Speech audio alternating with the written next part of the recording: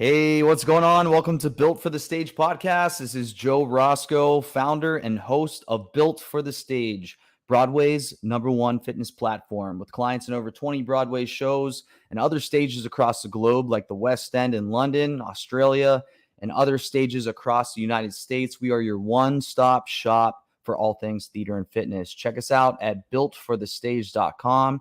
And you'll be on your way with a 1-week free trial working with myself on an interactive fitness app, builtforthestage.com. All right, let's get on to our special guest. Really excited to finally virtually meet our guests. I got to see them in The Play That Goes Wrong maybe like a month ago now, but my facial cheeks and my jaw still hurt from laughing so much. The show is phenomenal. The physical comedy is just baffling.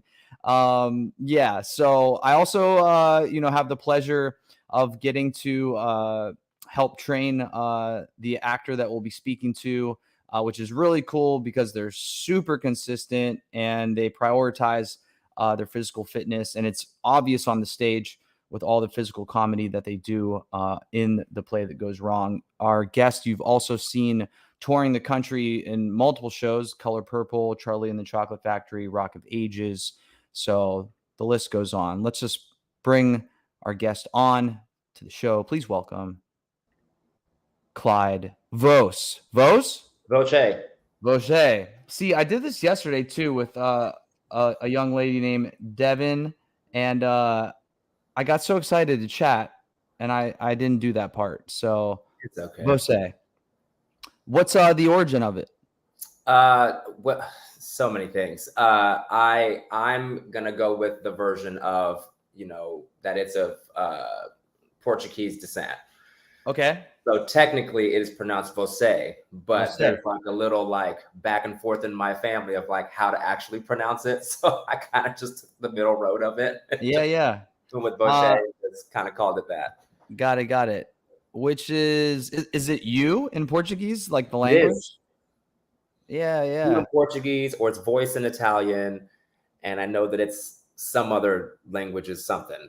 But is a part of your descent is from Portugal or Brazil? Which one? both. Okay, both. Yeah, makes sense.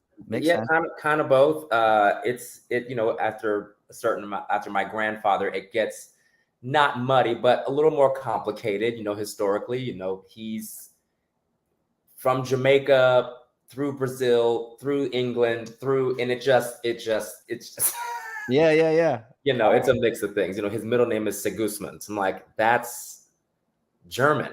Like, okay, sure. Okay. All right, cool. We got to hop into a little bit of your cultural makeup there. That's cool. Yeah, That's cool. Love right. Brazil. I've been twice. So yeah, Nice. awesome. All right, let's like I said before we hit record, I want to hop you on the Built for the Stage hot seat just to get a chance to know you. I like to play this cheesy music here. You hear that right? There it is. You hear it? I do. Let's let it warm up a bit. Yeah. Okay, here we go. BFTS hot seat with Clyde Voce. First question. All right. You're flipping on old school cable TV. So we're not doing like a streaming platform, but it's cable, right? And you're like flipping through the channels and this movie pops on. What's that one movie or one of them that like stops you in your tracks and you're like, no matter how many times I've watched this, I can watch it again?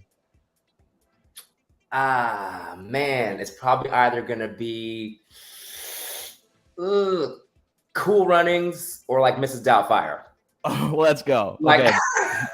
Phenomenal choices. All right, so second question. You wake up, you feel good, but you're a little sluggish maybe, and you need like something to just give you that vibe. What's one of your go-to songs that like get you going?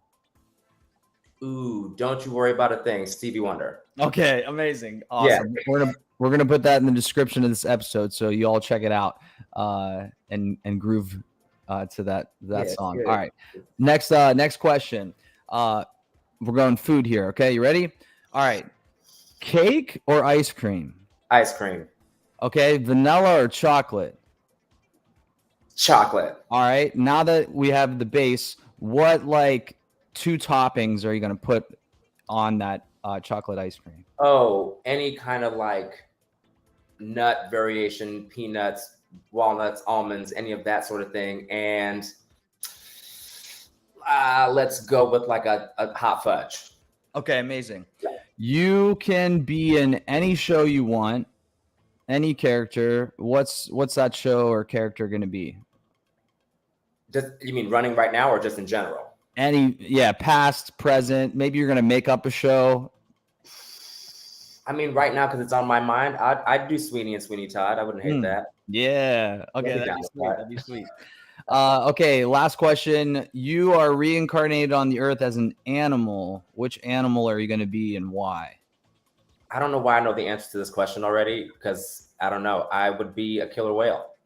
Oh, let's go. Make all the big splashes in the ocean there. It's like, yo, they eat whenever they want. They're with people that they love, all the people. They're with whales all the time, and like the coolest looking thing in the ocean. And I'm now with they're it. attacking boats. So it's just.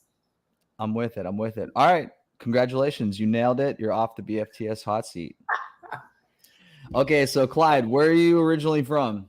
I'm originally from West Palm Beach, Florida. Okay, down in Florida. Nice. And then when did the arts start for you in your life? Ooh, they started very early. Interestingly enough, my mom just told me a story about how I really got started in the arts. I was in like a Catholic school, not Catholic, but was in a Catholic school for some reason. And my mom told me I came home from school one day and she said that I begged her to be in the choir.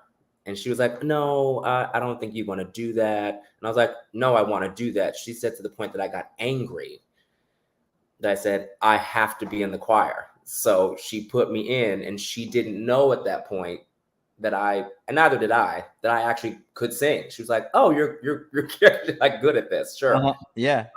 That's when it started, way back in kindergarten, when I was demanding to be in the choir. Yeah. I love that. Okay. So it starts off in choir at a Catholic school while not being Catholic.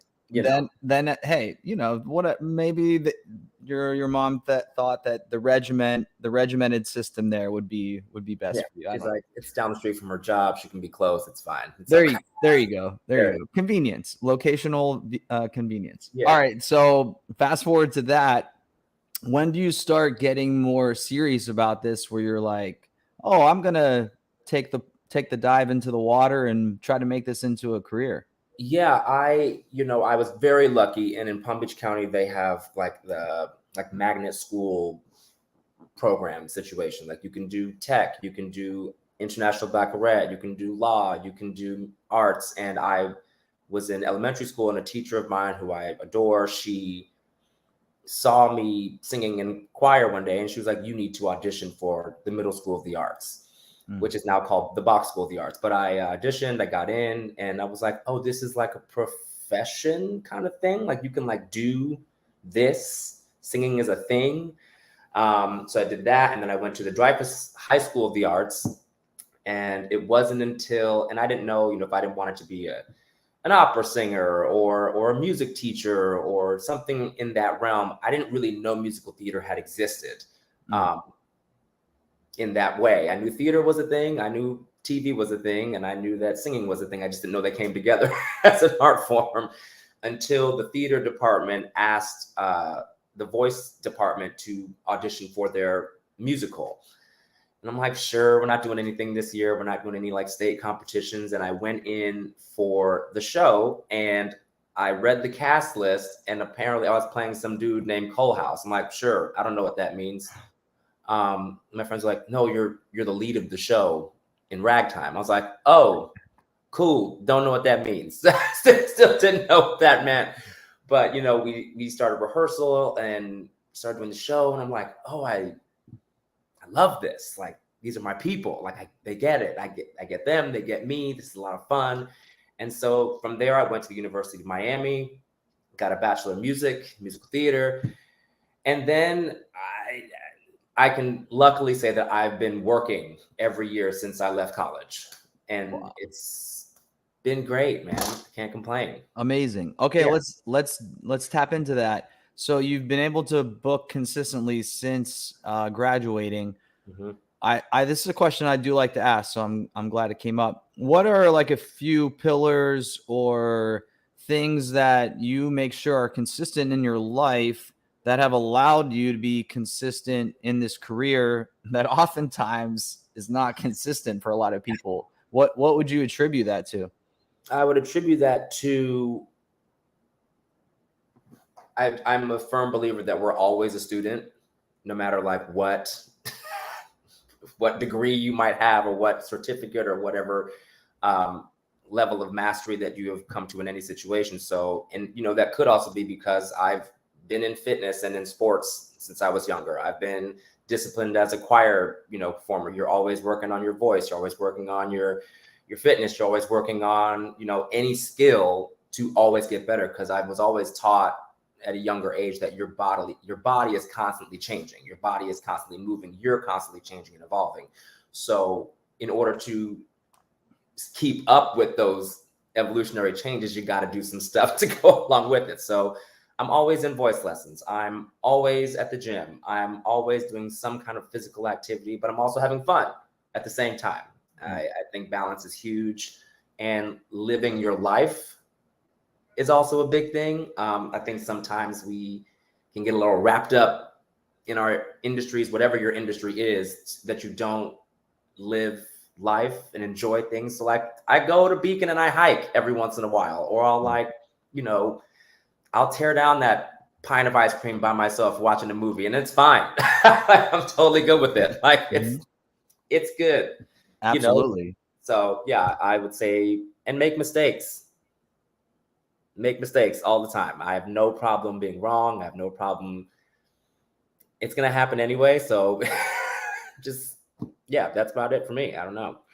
Yeah. No, beautiful. Great. Just put those 2 timestamps there for people to hopefully rewind and go back to listen to that over and over and over again. So yeah, amazing advice right there.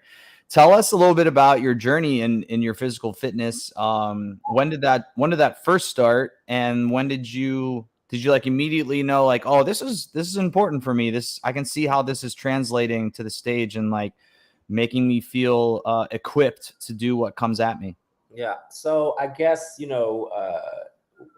willingly and unwillingly, I guess there are 2 different places for it.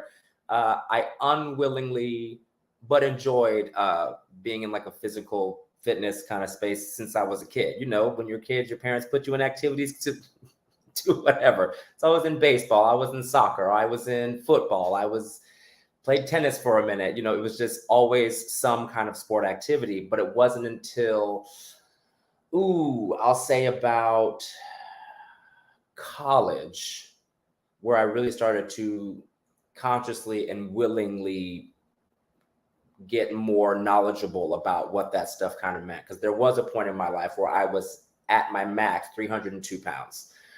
So I know, but I know it's wild. I know people are like, no, that's not true. I'm like, no, I got the photos. Yeah. So like, no. But the thing about it was I didn't ever look that weight because I was so active. I was on the soccer team and I was like 250, but I was pretty much just as fast as everybody else. Or, just as active. Yes, I get a bit more winded, but, I was able to do the things that everyone else was able to do. But in college, this musical theater thing kind of took a different muscle. It took a different, way of moving. So I started learning about my nutrition, what that actually meant. You can have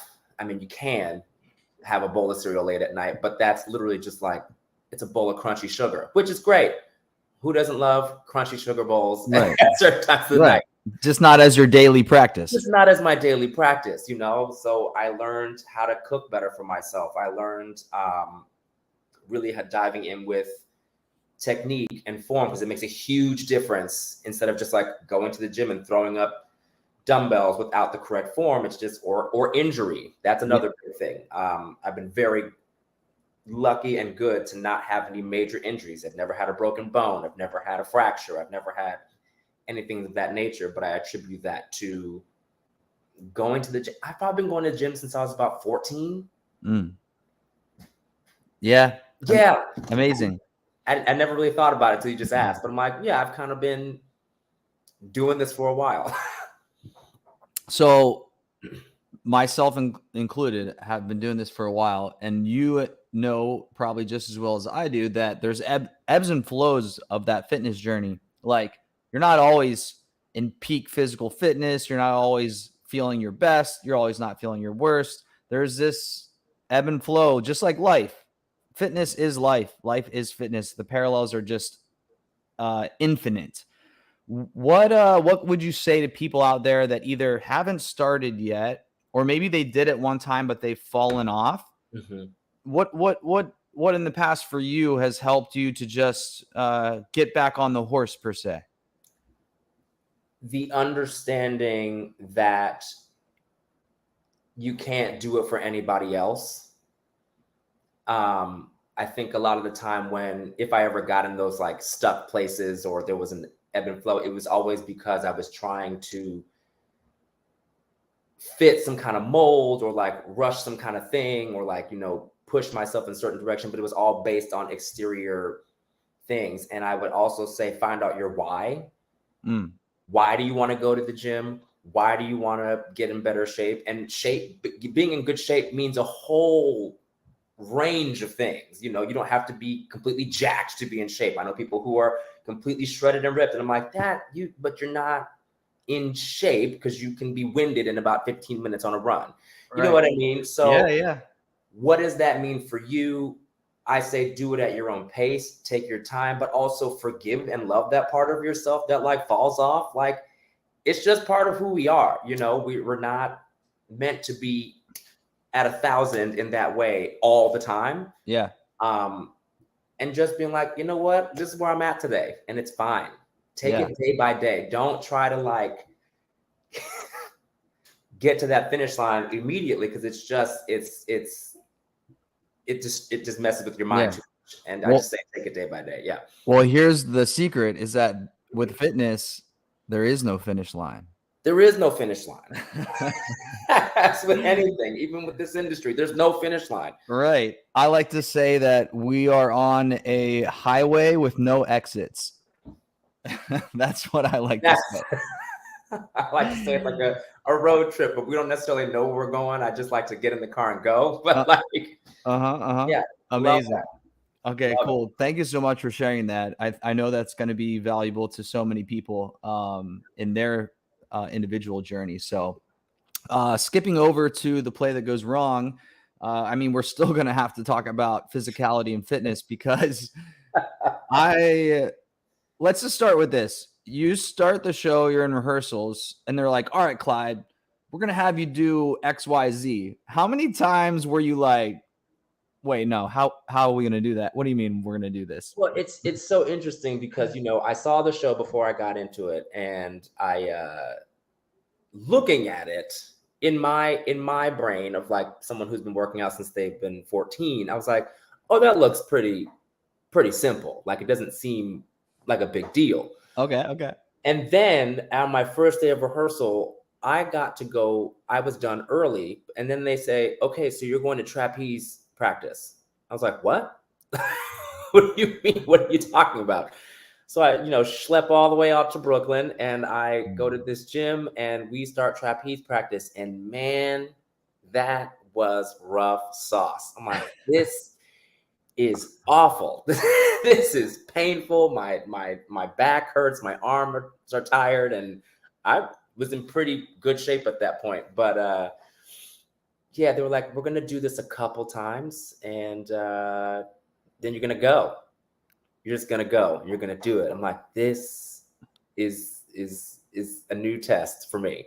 Yeah. And they're like, yeah, you're going to build these muscles. You're probably going to build this muscle on one side. You're going to have to even that out on the other side some way. I'm like, okay, great. It now is very easy, but I'm not going to lie. It took about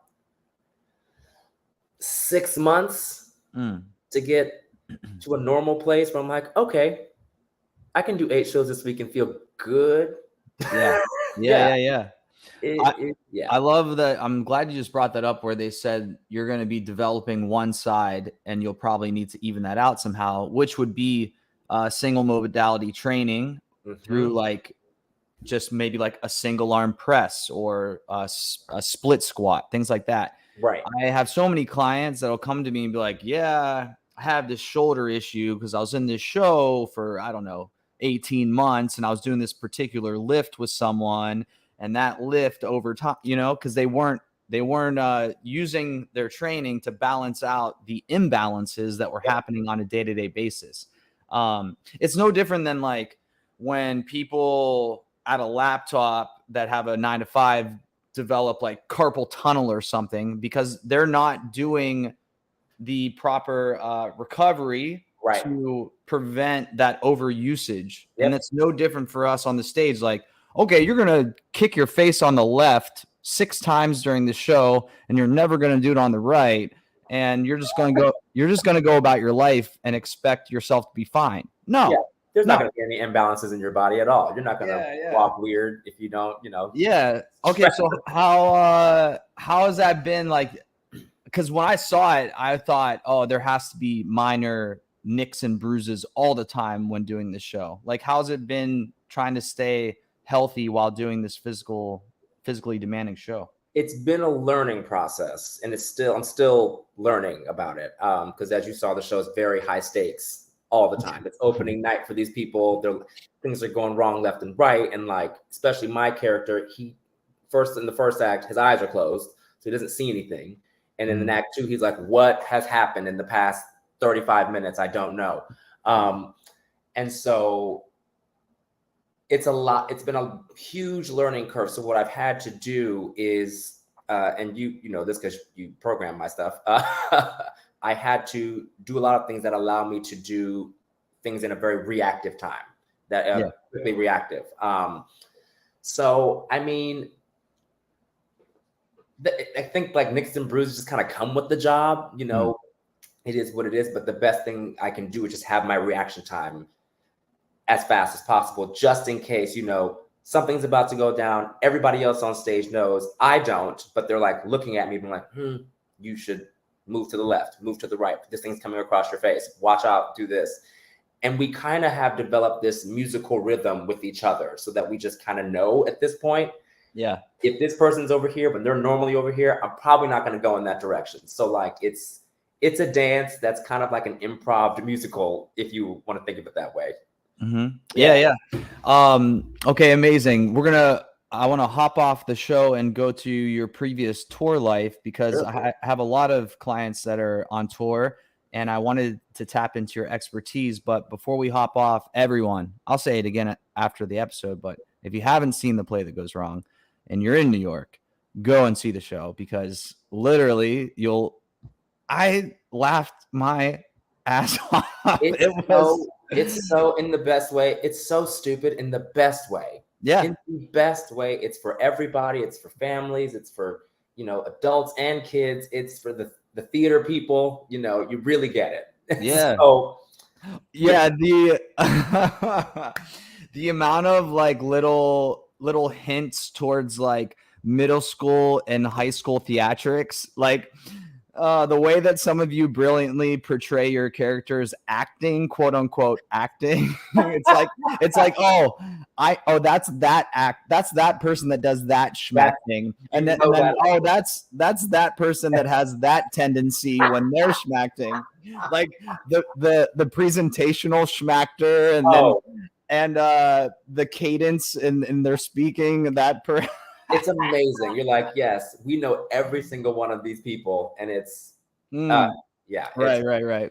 Okay, so first off, a fun question that I'm always curious about when talking about tour. What are a few cities that you always fondly look back at that you were like, if I wasn't in New York, I'd love to maybe even live there or go back there for sure. I love San Francisco. Love it, love it, love it. Denver was great. More so for like the hiking nature aspect of it. It was a lot of fun. And I'll probably say Dallas. Mm. I loved Dallas. I don't know. It was just a lot of fun, super culture, lots of, a lot of my friends lived there as well. But I mean, I always had a great time on tour. All the tours were great. And I will say, there was one city that I was very shocked by, Des Moines, Iowa. Okay. Dope. So great. Great food, great people, super chill. Great. I was just very surprised. So, yeah. Okay, Iowa. Here we go. Yeah. All right. So you said you enjoyed tour, which is amazing. So what like tricks of the trade? First off, like keeping your fitness in check, because that's a Mhm. difficult thing. Like you're rotating gyms or your schedule is a little wonky depending on travel and when you're getting in and all these types of things. Eating, like the lack of, maybe you don't always have a kitchen. How did you navigate that while on tour? Well, oh man. Or For the fitness aspect of it, the gym situation, normally most times in a tour, they offer some kind of gym something. yeah. Um, when I was on The Color Purple, I had a company manager, his name's Jose, and he he was a very big supporter of like Barry's boot camp. And so he got us like these awesome passes and we were always going. I was like, well, great. I know that in every city that has it, we're probably going to go. And that's what we're going to do. So I was able to do that in a lot of cities, but I would always, if we didn't have that, the week prior to the next city, I'd be researching the city. What's the closest CrossFit gym, or I don't know, gym that has like some kind of class of that kind of nature? Because sometimes what is not the best is you get to a gym. I spend 20 minutes, 30 minutes trying to find out where all the equipment is in the gym. So I'm like, I don't have time for this. I just need a class or something that's going to like work me out real fast and get some kind of movement. Yeah. Yeah, I would do that. And for food's hard. Food's Yeah. hard. I would always, hopefully, depending on the tour, we'd have a fridge and possibly a microwave. I would bring my blender just to have a smoothie if I could. And I would always have fruit. I just had fruit in my hotel room. That way, if I'm Yeah. like, wow, I really want a snack, that bag of chips looks great. Nope, Clyde, you bought this. Go upstairs and eat that thing that you have. That was another thing. So I didn't eat all the time. I would buy my groceries the first day I arrived. I hate wasting money. I don't like wasting money. So I would go to my room first, get those snacks, do that thing. Yeah, I mean, it's hard. I mean, to you, it probably sounds simple, but to a lot of people listening, let me just say it's not. Just the fact that you stayed ahead of the game, like looking up the gyms before you got there so that you felt prepared and not overwhelmed. And if you don't have a plan, you can't execute a plan. Right. So, like, that's a huge thing. And then you also having the discipline of, like, hey, I'm not going to put off going to get my groceries. I'm going to buy my groceries. And then what I have is what I have. I Right. can't have what I can't have, and I only can have what I do have. That's what I Right. love to say to clients when they're like, how do you avoid, I don't know, drinking or eating all this garbage? I don't put it in my house, and I make myself have to leave to intentionally go have it. And again, like you said about the cereal earlier, it's no knock to it. Yes, No. moderation, go enjoy it, amazing, but we're not made to consume this daily, especially as performers that need to be in tip-top shape. Yep. So love what you said there. Love what you said there. I also, how about like, did you ever dabble in like finding the markets or grocery stores that had like the hot cold bar where you can kind of like formulate your own meal? Yeah. That, yeah. If I couldn't get like a microwave or a fridge in my room, I would, again, the week before, try and find like, is there a Whole Foods? Is there, or some version of that that has a hot bar or some sort near the theater? Yeah. Yeah, I would do that, but I would also like look up restaurants that were things that were more grilled, if that was the case, or not fried things. I also, there was one point during The Color Purple, we went to every barbecue city, like back to back for like 6 straight weeks. I'm like, this is gonna be terrible.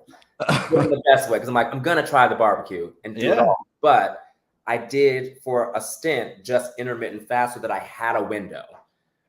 I was like, I can't eat past this time. Yeah. No matter how much I want to do it, this is the time that we're cutting it off, and that's it. And so that was super helpful because I, again, want to enjoy myself. Yeah. I'm in Memphis. I'm not going to not eat these ribs. I'm going to eat them. Exactly. The apple pie a la mode. I'm going to get this thing. They served this huge soul food dinner to the entire cast in Memphis. I'm like, I'm going to eat it. Yeah. But I'm going to stop it at this point. But yeah, it's all about planning and looking ahead. Because the thing about tour is you do have the time for that. You have the time to do it. You know, you're either in your hotel room all day or, you know, you're doing other activities, but like you got the time. You kind of, it's kind of the job to just do the show and go back to your room or do what else you want. So I loved it. It gave me a structure, and I would always do a treat myself meal when I arrived to every new city. I was like, you're going to go, you're going to do your groceries, you're going to put your groceries away, and then you're going to take yourself out to a really nice dinner. Yeah. On your day off. And that's going to be it. That's what we're doing. Yeah. Okay. So many amazing things. So first off, you said like, I'm going to have it, those cities back to back to back. And that's maybe what we were talking about with the ebbs and flows of fitness. Maybe like that's your season for those 6 months of like, hey, I'm going to eat a little bit outside the box than normal. The second thing was the intermittent fasting thing that you said, which I always do when I know that I'm going to eat outside my normal realm. Yep. I will either fast or I'll just like eat very like just protein based, because I know at night when we go out, I'm going to have like a meal that's worth 2,000 calories in itself. Yeah, I'm going to do it. Yeah. Right. And then the last thing is that I wanted to point out is that it seems very balanced, your lifestyle, moderation. But you said in the past that when you were a lot heavier and now who you are now, do you feel like you deprive yourself? Like you're really just having to just not enjoy life to maintain the way you are right now? Not at all. Not at all. If anything, it gives me more freedom to enjoy those things that I really like. Because I feel like, you know, then in the past, at the time, it was a stress thing. I was eating all those things all the time. And after a while, that kind of levels out and becomes mundane as well. And so I wasn't enjoying ice cream. I wasn't enjoying cake. I wasn't enjoying hot wings or buff or whatever it is. I was just eating. That was my day to day. So there was no enjoyment. There was no reward, if you want to say that. But like now I feel better. I feel great. I am choosing actively to eat that thing. So I'm like, yeah, I'm going to destroy that huge cinnamon roll with all the frosting on it. And it's fine. It's fine. It's fine. Yeah. Why would I not eat that? Yeah, absolutely. It's more than fine. And I'm like, yeah, your pants are a little tight today in this outfit, but you know what? It might change tomorrow. And also I could have not eaten that cinnamon roll and still felt tight. So yeah, the body's doing its own thing. All you can do is work with it on a day-to-day basis and just yeah.